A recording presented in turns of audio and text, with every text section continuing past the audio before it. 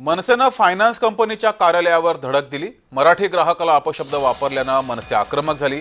मनसेनं फायनान्स कंपनीचं कार्यालय हे खाली केलेलं आहे आणि या ठिकाणी मनसे स्टाईलनं आंदोलन केलंय। मराठी ग्राहकाला अपशब्द वापरल्यानं मनसे आक्रमक झाली आणि मनसेनं फायनान्स कंपनीच्या कार्यालयावर धडक दिलेली आहे।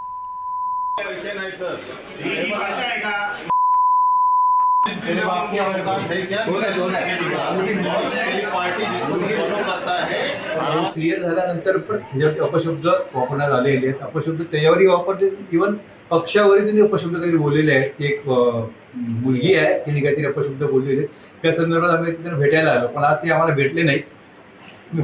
पुष्कळ विनंती केली त्यांनी की जो कोणती मुलगी आणि जो अकाउंट ऑफिसर त्यांचा कोण आहे त्या आम्हाला त्यांनी उपलब्ध करून द्यावे, त्यांच्याशी बोलू म्हणून ते काही आलेच नाही।